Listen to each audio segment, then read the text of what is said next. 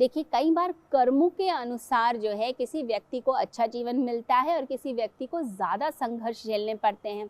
परंतु इसका मतलब ये नहीं कि हम बैठकर कोसने लगें, हम परमात्मा को कोसने लग जाएं, स्वयं को कोसने लग जाएं, अपने परिवार को कोसने लग जाएं। नहीं, जो कुछ भी मिला है, जैसा जन्म मिल गया, जैसी परिस्थिति मिल गई, जो भी सिचुएशन मिल गई, मैं उस सिचुएशन का सामना करूँगा, मैं उसमें जीऊँगा और उससे ऊपर उठकर दिखाऊँगा।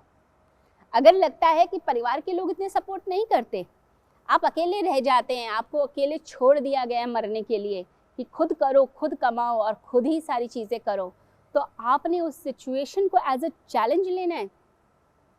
आपने उस कीचड़ से ऊपर एक कमल के पुष्प की तरह खिलकर दिखाना है।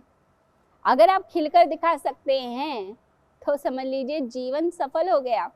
और अगर आप खिल के नहीं दिखा पाए तो लोग तो पहले ही कह रहे थे कि आप कुछ नहीं कर पाएंगे।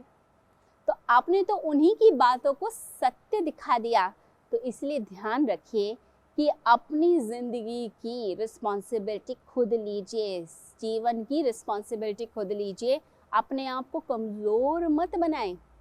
हर सिचुएशन में घुटने टेक कर बैठ गए तो कैसे आगे बढ़ेंगे? आप परमात्मा की संतान हैं, अमृत पुत्र हैं आप कैसे निराश हो सकते हैं? जो परम आशावान है वो परमात्मा, जिसके पास इतना प्रेम, इतनी शांति, इतना उत्साह, इतनी उमंग है, नवीनता है, फ्रेशनेस है, आप उसकी संतान हैं। आप कैसे डिप्रेस हो सकते हैं? कैसे अकेला महसूस कर सकते हैं? कैसे निराश हो सकते हैं? आप अकेले नहीं हैं। इस संसार की जो सबसे बड़ी सुप्रीम पावर है परमात्मा की, वो ताकत आपके साथ है। दुनिया आपको छोड़ सकती है, लोग आपको छोड़ सकते हैं, लोग मजाक बना सकते हैं, परंतु वो परमात्मा आपका साथ कभी नहीं छोड़ता। आपने पुकारा ही नहीं, पुकारते तो सही, एक बार तो कहते परमात्मा से कि मुझे तुम्हारी ज़रूरत है। इस समय मैं अकेला महसूस कर रहा हूँ, मैं डिप्रेस महसूस कर रहा हूँ, सबके लिए सब कुछ हो रहा है और मेरे लिए नहीं हो रहा। तो आप परमात्मा को जब पुकारते हैं तो वो ईश्वरीय सत्ता इतनी ममतामयी है कि आपके सर के ऊपर आपको महसूस होगा कि जैसे उस ईश्वर का हाथ आपके सिर के ऊपर आ गया, उसकी कृपा आपके ऊपर बरसने लग गई। वो हर क्षण आपके साथ है। तो परमात्मा को अपना सखा बनाकर रखिए, अपना मित्र बनाकर रखिए।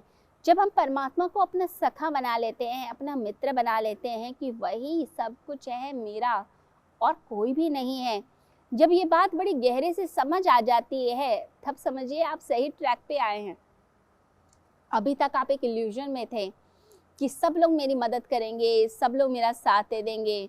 तो याद रखिए कि एंड में सिर्फ और सिर्फ परमात्मा का ही साथ चाहिए होता है। जन्म जन्म की यात्रा हमने परमात्मा की उंगली थाम कर ही तो की है। इससे पहले हमारे कितने जन्म हो चुके हैं, कितनी बार हमने जन्म ले लिया और कितनी बार मृत्यु को प्राप्त हुए हैं। तो इतनी बार जब हम जन्म ले चुके हैं और मृत्यु को प्राप्त हो चुके हैं, तो किसके सहारे? भगवान के सहारे ही तो ना। तो परमात्मा को अपना साथी बनाइए। जीवन की बहुत सारी परेशानियां दूर हो जाएंगी जब आप ईश्वर को अपना साथी, अपना मित्र, अपना सखा बनाते हैं। जब आप दूसरों से उम्मीद करते हैं कि मेरे बच्चे मेरे लिए करेंगे या मेरे रिश्ते नाते मेरे लिए करेंगे, और जब वो नहीं करते बदले में, तो बड़ी टीस लगती है, बड़ा ही दुख होता है और फिर व्यक्ति परेशान हो जाता है। हर व्यक्ति की जो लाइफ है वो एकदम परफेक्ट नहीं होती। अगर हम सोचें कि 100% परफेक्ट लाइफ हो जाएगी, कि आपके हर रिश्ते नाते बिल्कुल आइडियलिस्टिक, माता पिता बिल्कुल वैसे ही व्यवहार करेंगे, बच्चे वैसे ही करेंगे, रिश्ते नाते वैसे ही करेंगे, आपका जीवन साथी वैसा व्यवहार करेगा, तो ऐसा नहीं होता।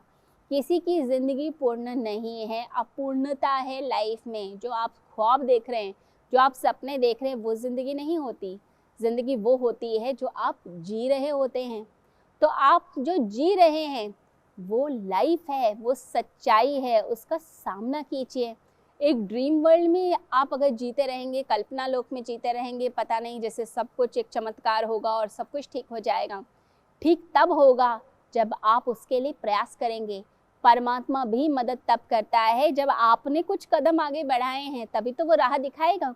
अब वो तो रोशनी दिखा रहा है, राह दिखा रहा है, आप चलना ही नहीं चाहते, अब इसमें परमात्मा की क्या गलती? वो ईश्वर राह दिखाएगा, दिशा दिखाएगा, आपको कॉन्टैक्ट्स दे देगा, लोग दे देगा, आपके आसपास ऐसी अपॉर्चुनिटीज़ पैदा कर देगा। लेकिन उस अपॉर्चुनिटी को, उस मौके को पकड़ लेने का काम तो आप ही का है ना। अगर आप ही उस मौके को नहीं पकड़ेंगे तो फिर कैसे चलेगा। कहते हैं कि एक व्यक्ति वह तूफान में फंस गया। अब और भी थोड़े लोग उसके साथ थे। अब वो जो बोट थी वो डूबने को हो गई। अब उसने भगवान को पुकारा, भगवान मेरी मदद कर दो, मैं डूबने वाला हूँ, मेरी रक्षा करो, मैं एक संकट में फंस गया हूँ। कहते हैं कि उसी समय एक नाव पास से गुजरी और जो लोग थे उसकी नाव में, जो नाव डूब रही थी, वो लोग अपने आप ही उछलकर वह दूसरी नाव में कूद गए कि अब तो जान बचानी है। भगवान का शुक्रिया कि एक नाव आ गई। अब उस व्यक्ति को जो प्रार्थना कर रहा था उसे लगा कि ये लोग कितने खराब लोग हैं, वेट ही नहीं कर रहे भगवान की, भगवान आएंगे मेरी मदद करेंगे, मुझे बचाएंगे, इनकी भी मदद करते, इन्हें सब्र ही नहीं है। दूसरी नाव देखी और कूद गए। ये क्या बात हुई। अब फिर दोबारा से जब लहरें ऊंची उठने लग गई, फिर इसने प्रार्थना की, भगवान मेरी मदद करो, भगवान मेरी मदद करो। अब दोबारा से एक नाव आ गई। अब जो थोड़े बचे हुए लोग थे, अब वो लोग भी कूद गए। अब इसे फिर गुस्सा आया कि ये देखो, इन्हें सब्र ही नहीं है, धैर्य ही नहीं है, और इन्होंने परमात्मा का प्रतीक्षा नहीं करी, वेट नहीं की, इंतज़ार नहीं किया। उसे बड़ा गुस्सा आ रहा था और परमात्मा पे भी गुस्सा आ रहा था, मैं इतनी देर से प्रार्थना कर रहा हूँ, तुम कोई जवाब ही नहीं देते हो। अब वो अकेला उस डूबती नाव में बैठा हुआ है, बाकी सब लोग चले गए। अब फिर दोबारा से जब लहरें ऊपर उफान आता है, अब इसकी नाव सच में डूबने लग गई। अब ये व्यक्ति कराहने लग गया, पुकारने लग गया कि परमात्मा, मैंने इतना तेरे पे विश्वास किया और तूने मेरे साथ यह किया, तू मुझे बचाने के लिए भी नहीं आया।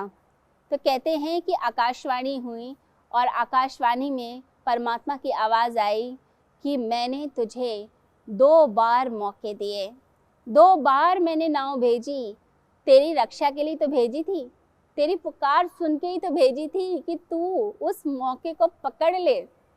मैं खुद थोड़ी ना आता हूँ, मैं तेरे लिए वैसी परिस्थितियाँ पैदा कर देता हूँ जिससे तेरी मदद हो जाए, लेकिन तूने उस परिस्थिति को नहीं समझा, उस मौके को नहीं समझा और इसके कारण आज तेरा अंत हो रहा है। तो हम भी कई बार ये सोच लेते हैं कि जैसे एक कल्पना होती है कि परमात्मा आएंगे और परमात्मा मेरी रक्षा करेंगे, तो परमात्मा जो है आपके अंदर वो शक्ति पैदा कर देते हैं कि जिससे आप अपनी खुद रक्षा कर पाते हैं, या किसी ऐसे व्यक्ति को आपके लिए भेज देते हैं जो व्यक्ति आपकी रक्षा करता है, आपके जीवन को बचा लेता है।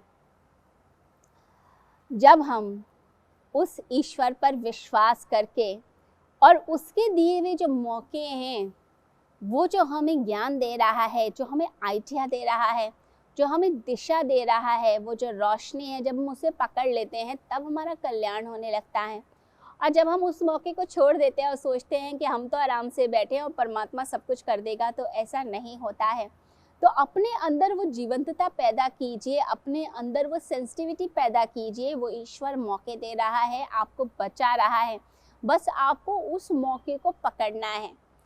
जिंदगी में संकट है लेकिन साथ में समाधान भी है, और समाधान परमात्मा ही देते हैं।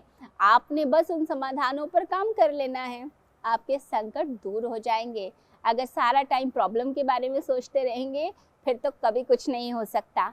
देखिए, एक दृष्टि होती है जो प्रॉब्लम्स को ही सोचती है और एक दृष्टि होती है जो सिर्फ समाधान को सोचती है। तो जो सिर्फ प्रॉब्लम को सोच रहा है उसकी लाइफ में प्रॉब्लम ही बढ़ेगी, और जो समाधान सोच रहा है, सॉल्यूशन, उसकी लाइफ में अपने आप ही समाधान, सॉल्यूशन बढ़ते हैं।